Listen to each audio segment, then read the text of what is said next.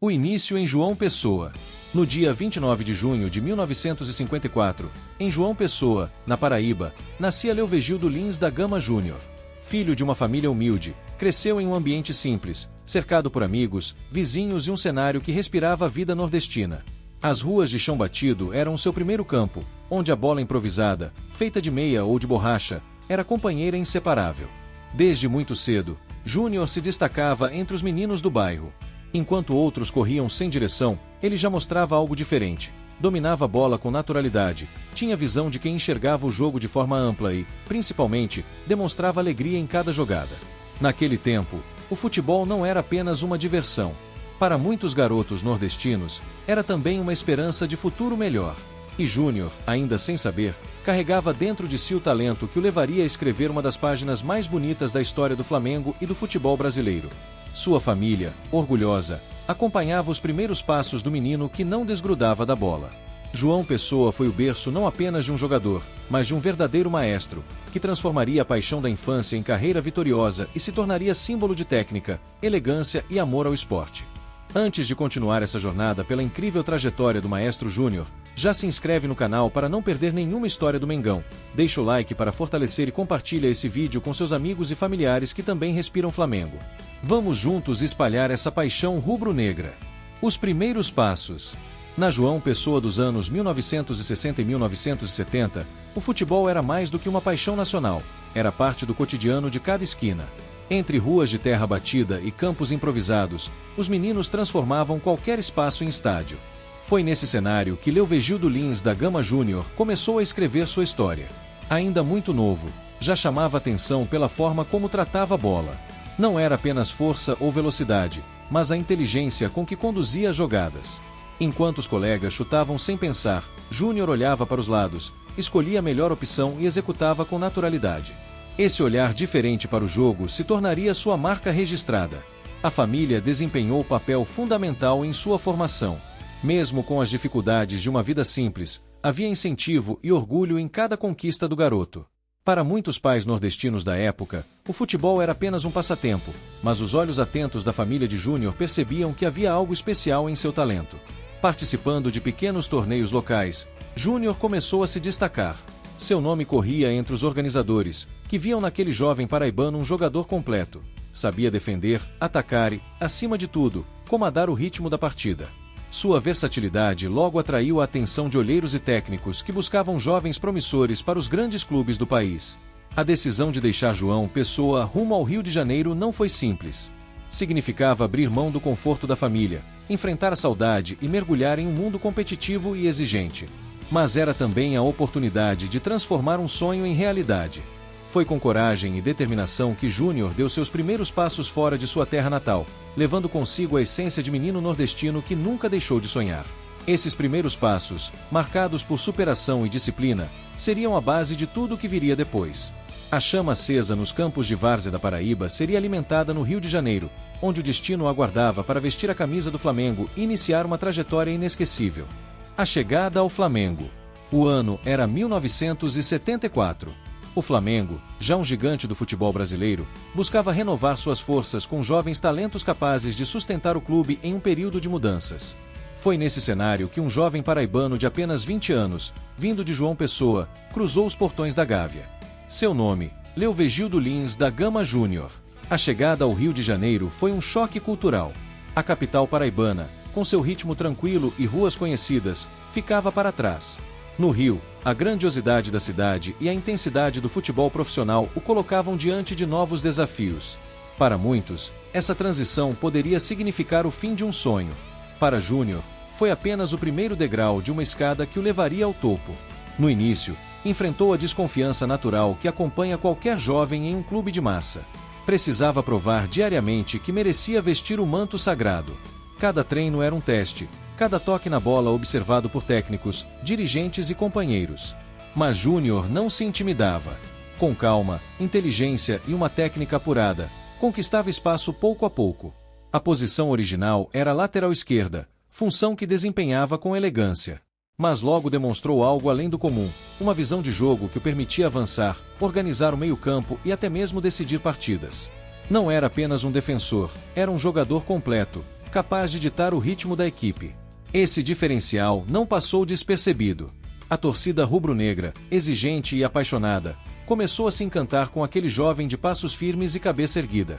Havia nele uma combinação rara: talento técnico, disciplina e carisma silencioso. Não era o tipo de atleta espalhafatoso, mas sua presença em campo transmitia confiança. Dentro da Gávea, o clube se preparava para viver uma era de ouro. Craques como Zico, Adílio, Tita e Andrade despontavam, e o jovem paraibano estava prestes a se juntar a esse grupo que marcaria para sempre a história do Flamengo. Júnior não demorou a se firmar como titular e, com o tempo, se tornaria uma das colunas mais sólidas daquela equipe lendária. Assim, a chegada ao Flamengo não foi apenas o começo de sua carreira profissional. Foi o início de uma relação de identidade profunda. Júnior não apenas vestiu a camisa rubro-negra, ele a incorporou à própria pele, transformando-se em símbolo de raça, técnica e fidelidade. O garoto que deixou João Pessoa chegava ao Rio de Janeiro para se eternizar como o maestro da maior geração da história do clube. O maestro da geração de ouro. Quando o final da década de 1970 se aproximava, o Flamengo começava a revelar um elenco que mudaria para sempre a história do clube e do futebol brasileiro. Era uma geração de craques: Zico, o artilheiro e líder carismático; Leandro, o elegante lateral direito; Andrade e Adílio, donos do meio-campo; Nunes, o homem-gol. E entre todos eles, havia um jogador que fazia a ligação perfeita entre defesa e ataque, que costurava jogadas com calma e inteligência. Esse jogador era Júnior. Ainda atuando como lateral esquerdo, Júnior nunca se limitou a defender. Seu estilo de jogo era moderno, muito à frente de seu tempo. Ele tinha velocidade para apoiar, habilidade para driblar, visão para organizar o jogo e um toque refinado que encantava até os adversários. Quando subia ao ataque, não era apenas um lateral, era um construtor de jogadas, um verdadeiro maestro dentro de campo. O ano de 1980 foi o ponto de virada. O Flamengo conquistava, pela primeira vez, o Campeonato Brasileiro. O título não foi apenas uma taça, representou a confirmação de que aquele time tinha qualidade para dominar o país. Júnior, com suas arrancadas pela esquerda e passes precisos, foi fundamental em partidas decisivas, sempre transmitindo a segurança de quem parecia nascer para grandes momentos. Mas seria em 1981 que a história entraria em outro patamar. A campanha da Libertadores trouxe desafios enormes. Enfrentar adversários sul-americanos nunca foi tarefa fácil, ainda mais em um período em que a competição era marcada pela garra, pela catimba e, muitas vezes, pela violência em campo.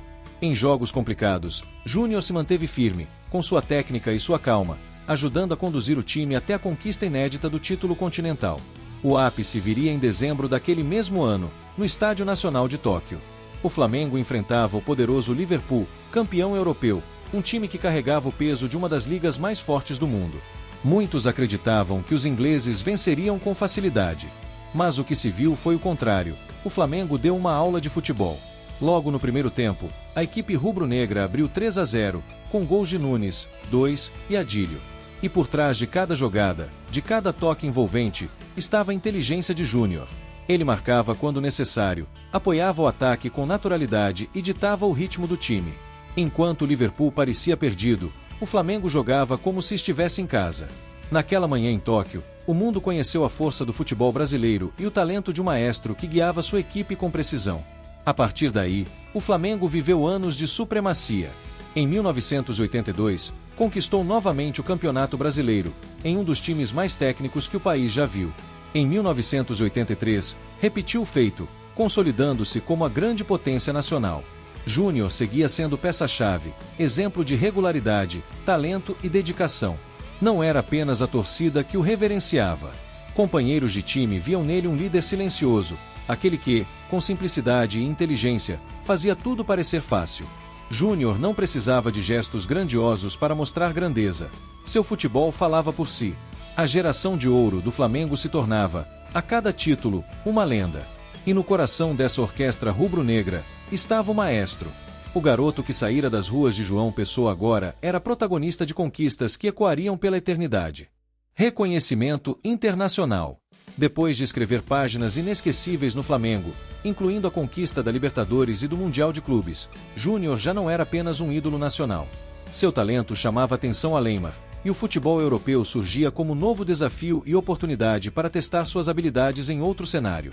Era o início da década de 1980, um período em que os clubes italianos buscavam jogadores sul-americanos que combinassem técnica, inteligência e capacidade de adaptação. Júnior se encaixava perfeitamente nesse perfil. Em 1984, ele desembarcou na Itália para defender o Torino. A Série A, conhecida por sua disciplina tática rigorosa, defesas implacáveis e ritmo intenso, representava um contraste marcante com o futebol brasileiro, mais livre e criativo. Muitos jogadores vinham ao continente europeu e encontravam dificuldades de adaptação, não era o caso de Júnior. Sua inteligência tática permitiu que rapidamente compreendesse a dinâmica do futebol italiano, e sua técnica refinada tornou-se sua maior arma. Ele combinava disciplina defensiva com capacidade de avançar e organizar jogadas, algo que encantava técnicos, torcedores e companheiros de equipe. No Torino, Júnior não era apenas mais um jogador estrangeiro, era um verdadeiro líder em campo. Sua postura tranquila, visão de jogo e capacidade de tomar decisões sob pressão faziam dele um ponto de referência dentro da equipe. Mais do que marcar gols ou dar assistências, ele conduzia o ritmo do jogo, inspirava os companheiros e mostrava que o talento brasileiro poderia se adaptar e até se destacar em um dos campeonatos mais competitivos do mundo. Após algumas temporadas, Júnior transferiu-se para o Pescara, clube que buscava se firmar na Série A. Mesmo em um time menor, o maestro manteve sua elegância e eficiência. Era raro ver um lateral esquerdo com tanta capacidade de organizar o meio-campo e participar ativamente do ataque.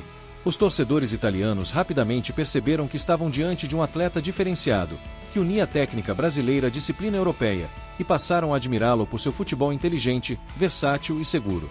A passagem pela Itália também teve impacto fora de campo. Júnior tornou-se um exemplo de profissionalismo, demonstrando que talento sem disciplina não se sustenta. Ele conquistou respeito entre colegas, treinadores e adversários, mostrando que a excelência no futebol envolve mais do que habilidade, requer dedicação, inteligência e liderança. Mesmo longe do Brasil, Júnior nunca perdeu sua conexão com o Flamengo e a seleção brasileira. Cada partida na Itália era acompanhada com interesse e orgulho pelos torcedores rubro-negros, que viam seu ídolo brilhar no exterior. A experiência internacional não só ampliou sua carreira, mas também o preparou para retornar ao Brasil com mais maturidade, equilíbrio e visão de jogo, pronto para deixar sua marca definitiva na história do Flamengo.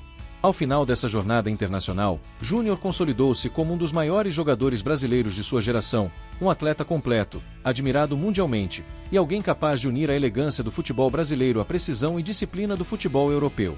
Sua passagem pela Itália não apenas engrandeceu seu currículo, mas fortaleceu ainda mais a lenda do maestro que conquistaria o coração dos torcedores para sempre. O retorno ao Flamengo.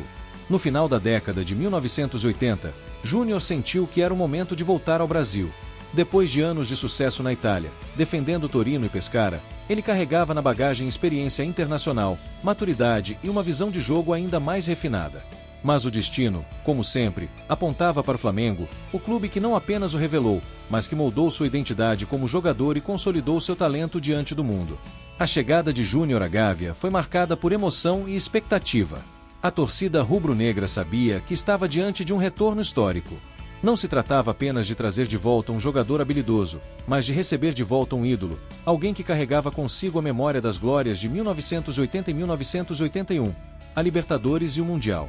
Para muitos, sua volta simbolizava a continuidade de uma era vitoriosa, uma ponte entre o passado glorioso e o futuro promissor do clube.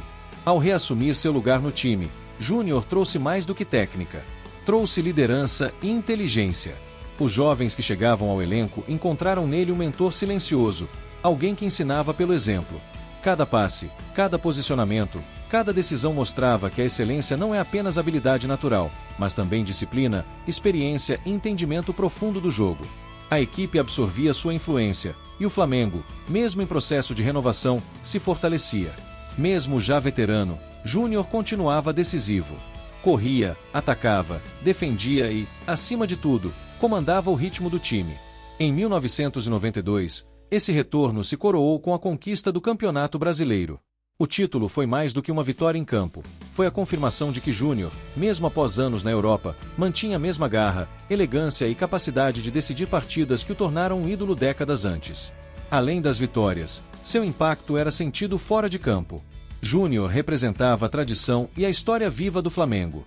Sua presença lembrava aos torcedores os momentos de glória, unindo gerações que, de alguma forma, viam nele a essência do clube. Cada passe, cada chute, Cada assistência era celebrada não apenas como um feito técnico, mas como a reafirmação de um legado que atravessava o tempo. Quando finalmente decidiu se aposentar, Júnior deixou mais do que números impressionantes ou títulos, deixou uma marca eterna. Mais de 800 partidas pelo Flamengo, gols e assistências memoráveis, liderança, disciplina e o exemplo de como um jogador pode se tornar ídolo absoluto. Ele não era apenas um lateral esquerdo ou um meio-campista versátil, era um maestro que guiava a equipe, inspirava companheiros e encantava torcedores. O retorno ao Flamengo consolidou seu legado. Júnior encerrou sua carreira exatamente onde começou, mas de forma ainda maior, como símbolo de técnica, inteligência, amor ao clube e paixão pelo futebol. Ele não apenas jogou pelo Flamengo, ele personificou o Flamengo, tornando-se referência eterna para todas as gerações que o assistiram ou ouviram falar de suas conquistas. O legado eterno. A história de Júnior é mais do que a trajetória de um jogador de futebol. É a história de um garoto de João Pessoa que, com talento, disciplina e coragem, transformou-se em um ídolo absoluto do Flamengo e referência no futebol brasileiro e mundial. Desde as ruas da Paraíba até os estádios da Itália, sua carreira é marcada por conquistas, superação e excelência técnica. Júnior não foi apenas um atleta vencedor de títulos, ele foi um líder silencioso, capaz de comandar o ritmo do jogo, inspirar companheiros e encantar torcedores. Sua versatilidade, que permitia atuar como lateral, meio-campista ou organizador de jogadas, combinada com inteligência e elegância, fez dele um verdadeiro maestro, capaz de transformar qualquer partida em espetáculo. No Flamengo, sua marca é eterna. Participou de mais de 800 jogos, conquistou o Campeonato Brasileiro, a Libertadores, o Mundial de Clubes e inúmeros títulos estaduais. Mas, mais do que números e troféus, Júnior deixou um legado de identidade, dedicação e amor pelo clube que inspira gerações. Para os torcedores, ele é a lembrança viva de uma era de ouro. Para os jovens jogadores, um exemplo de como talento e disciplina caminham lado a lado. Mesmo após a aposentadoria, seu nome continua reverberando nos corredores da Gávea, nas conversas entre torcedores e na história do futebol brasileiro. Júnior é prova de que a grandeza não se mede apenas por vitórias ou gols, mas pelo impacto que se deixa na memória e no coração das pessoas. O maestro Júnior ensinou que o futebol é mais do que um jogo, é arte, estratégia, emoção e paixão. Sua trajetória é um legado que jamais será esquecido. Ele não apenas jogou pelo Flamengo, ele personificou o clube, eternizando seu nome entre os maiores ídolos da história do esporte. Histórias como a do maestro Júnior merecem ser lembradas para sempre. Se você se emocionou com cada momento, inscreva-se no canal, compartilhe este vídeo com amigos e familiares e deixe seu like. Juntos, vamos celebrar lendas e inspirar novas gerações de torcedores.